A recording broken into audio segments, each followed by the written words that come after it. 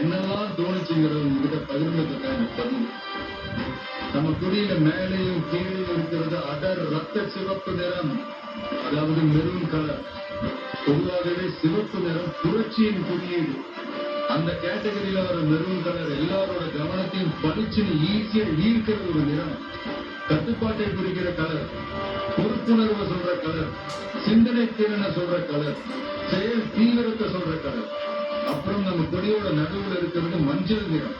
அது மகிழ்ச்சி, நம்பிக்கை, லட்சியம், மனத்தெளிவு, உற்சாகம், ஆற்றல், நினைவாற்றலை தூண்டுறதுன்னு இலக்கை நோக்கி உறுதியுடன் ஓட வைக்கிற ஒரு நிறம். இதையெல்லாம் மனசுல வச்சுக்கிட்டுதான் நம்ம கொடியில் இந்த கலர் எல்லாம் வர மாதிரி அமைச்சிருக்கோம். வெற்றியை ஒரு செல்ஃப் டிசிப்ளினாவே முன்னெடுக்க போற தமிழக வெற்றி கழகத்தோட கொடியில் இடம் பிடிச்சிருக்கிற ஒரு பூதா மாபெரும் வெற்றி குறியீடான வாகை. போருக்கு போயிட்டு வெற்றியோட திரும்புறப்போ மன்னனும் அவனோட படையும் வாகை பூசிட்டு வந்தாங்கன்ற வர்ணனையை நாம செய்யுள்களை படிச்சிருக்கோம். ஆனா மன்னர் பெரும்பிற்கு முத்திரைய போருக்கு போறப்பவே வெற்றியை முன்கூட்டியே கணிச்சு வாகைக்கு சூடிக்கிட்டு போனாருன்னு சொல்றாங்க. வாகையினாலே வெற்றின்னு ஒரு அர்த்தம் இருக்கான். அப்படியான வெற்றியில அரச வாகைன்னா அரசனோட வெற்றின்னு அர்த்தம். ஆனா இங்க நம்ம தமிழக வெற்றி கழக கொடியில் இருக்கிற வாகைக்கு மக்கள் வாகைக்கான, அதாவது நம்ம மக்களோட வெற்றிக்கான, இன்னும் சரியா சொன்னா இந்த மண்ணோட வெற்றியை சொல்றோம். ஆகவே நம்ம நெஞ்சார நேசிக்கிற தமிழ்நாட்டு மக்களை, உலகெங்கும் வாடுற தமிழர்களை ஒரே நேர்கோட்டு சித்தாந்தத்துல பயணிக்க வச்சு வெற்றி வாகை சூட வைக்க போவதற்கான உறுதிப்பாட்டை குறிக்கத்தான் இந்த வாகை பூவை நம் கட்சிக்குடியில் வச்சிருக்கோம். அப்புறம் யானை. மிகப்பெரிய பலத்தை சொல்லணும்னா யானை பலம்னு சொல்லுவாங்க. தன் நிறத்திலும், குணத்திலும், உருவத்திலும், உயரத்திலும் எப்பவுமே தனித்தன்மை கொண்டதுதான் யானை. அதுலயும் குறிப்பா போர் யானை தன்னிகரற்ற போர் தந்திரம் பழகிய யானைங்க எதிரிகளோட தடைகளையும் படைகளையும் சுத்தி வளைச்சு துவம்சம் செய்யறதுல கில்லாடி.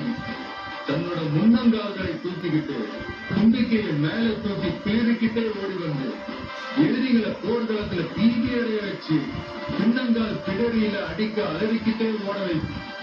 அப்படிப்பட்ட போர் முனையில இருக்கிற பலமான இரட்டை போர் யானைங்க தான் தமிழக வெற்றி கழகத்தோட கொடியில் இருக்கு. இந்த இரட்டை போர் யானைங்க எவ்வளவு பெரிய மதம் பிடிச்ச யானைகளையும் கண்ட்ரோல் பண்ணி வழிக்கு கொண்டு வர்ற வல்லமை பெற்ற கும்கி யானைங்க மாதிரி தானே யாரும் விரிவா வழிக்கு சொல்ல வேண்டுமா?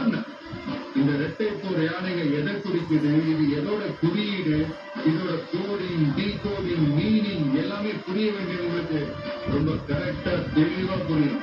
அப்புறம் நம்ம கொடியோட நடுவுல இருக்க வாகை பூவை சுத்தி நாம வென்றெடுக்க வேண்டிய நம்மளோட செயல் திட்டங்களை சொல்ற மாதிரி 28 நட்சத்திரங்களும் இருக்கு. அந்த நட்சத்திரங்களை பச்சை மற்றும் நீல வண்ணத்திலையும் அமைச்சிருக்கோம்.